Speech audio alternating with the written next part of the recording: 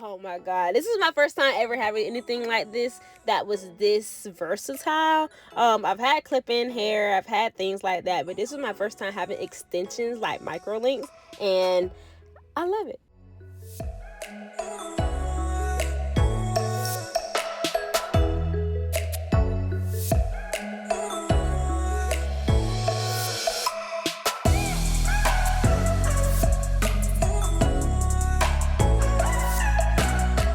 Hey beauties, welcome to my channel, and in this video I'm going to be showing you guys how I grew my hair overnight using micro links. So I just wanted to show you guys a quick texture shot. This is my natural hair. To be completely honest with you guys, my hair texture did not match these micro links curly, but they were bomb in a blown out state. I just want to say that. So for future reference, if you are going to be ordering microlinks, clip-ins, any type of curly hair extensions, just do your research so you can try to get the closest texture to your hair texture, because it's going to save you a headache in the long run.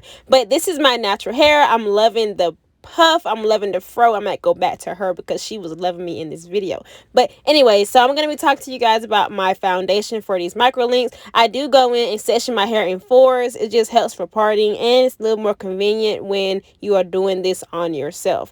So throughout this installation, I did have my boyfriend help me do the back, and you guys will see the clip of that later. But when you're parting this for yourself, on yourself, sectioning it is something that will make it way less stressful. So now I'm just going to be going in with my first 2 sections first, and this is where I'm going to part out my front leave out, my perimeter, and this is just a bad look of what I was talking about.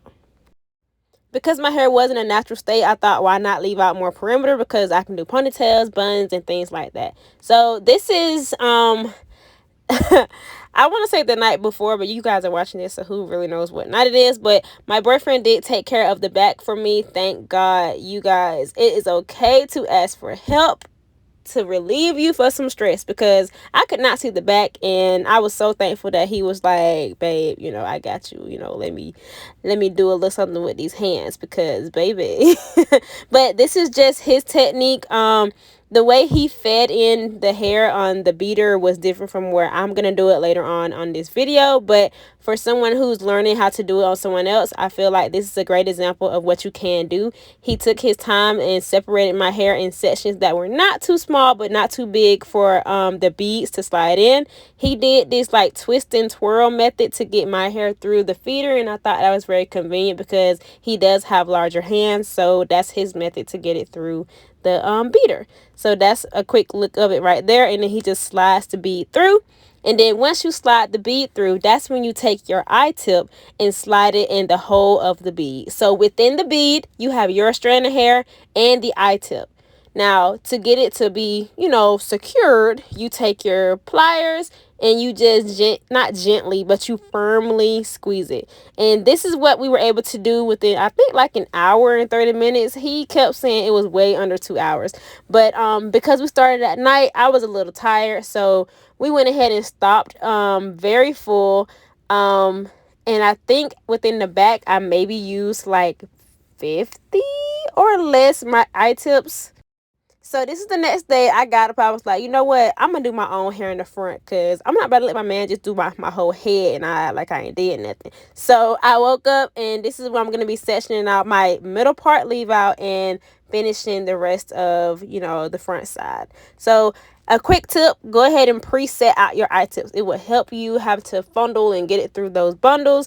And this is what my middle part leave out looks like. Now my hair is thinner, so I had to leave out kind of like a bigger section of leave out to lay over the I-tips. But if your hair is thicker, you can honestly get away with a smaller section than this. This is just what I did, because that's what helped me cover it up.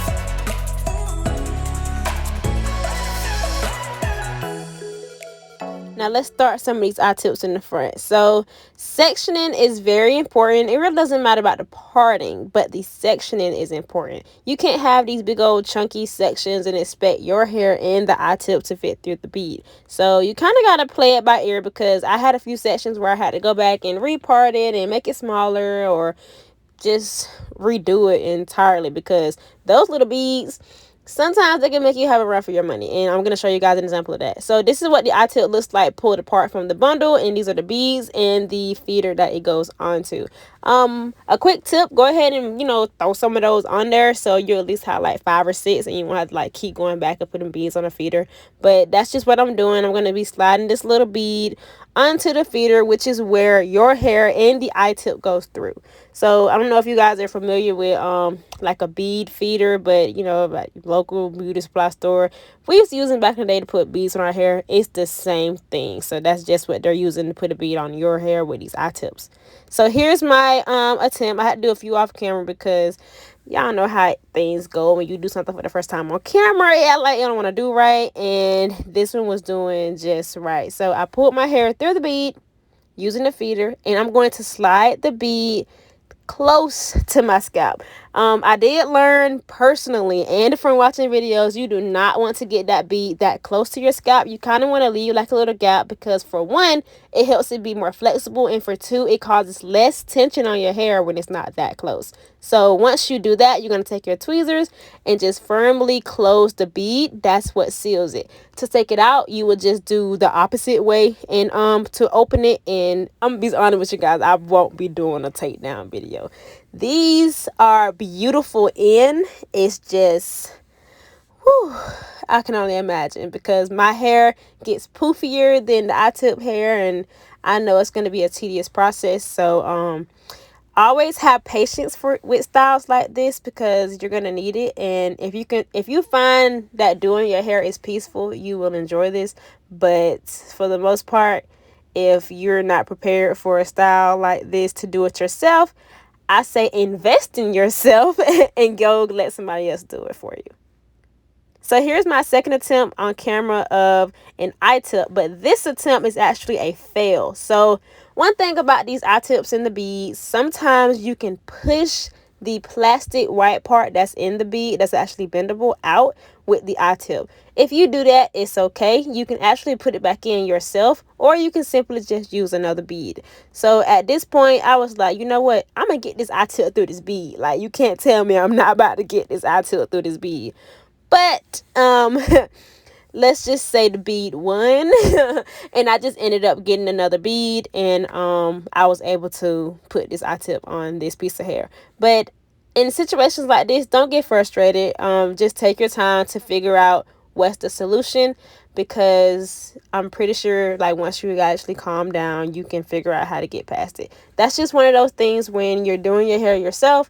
We are often faced with challenges, but I believe it's up to us to overcome those challenges and be able to slay these hairstyles.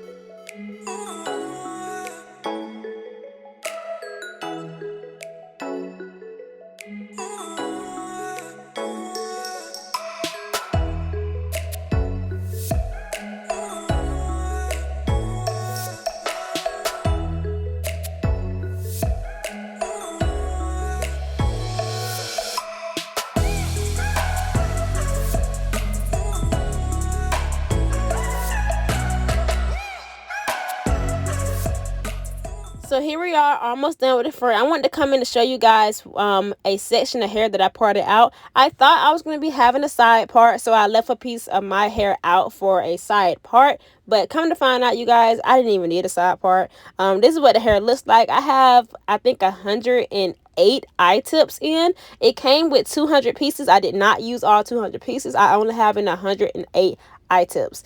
And this is how full it is. Like... wow, this was by far my favorite part of the whole install. Like, because my hair texture does not match the hair curly, this blowed out state was giving me life, you guys. Like, I could have done bantu knots, I could have done flexi rods. Like, oh my god, it's just so beautiful. This is a close-up of how the eye tips look next to my leave out. It lays seamlessly, like, oh my god. This is my first time ever having anything like this that was this versatile. I've had clip-in hair, I've had things like that, but this was my first time having extensions like microlinks, and I love it. Like, honestly, I'll probably do this again with my hair texture, because these can last you up to like 3 months, and I'm like, man, like, I would have these in. And I've seen people's hair where their hair grows out. They have these beautiful new growth, and the eye tips are just ready to come out, and that's what I thought I was gonna be doing with this hair. But it served its purpose for this install, because the blown out state is so beautiful to me. This curl pattern is so beautiful to me. It just was not my texture. So I'm just going to finish taking out my leave out. You all will see how it looks fully in a like blown out state with my leave out. And then after this, you will see me take out the braid down that I did to kind of help my hair blend. I did wet the hair off camera and braided it down to get it to be more of a seamless blend in the curly state.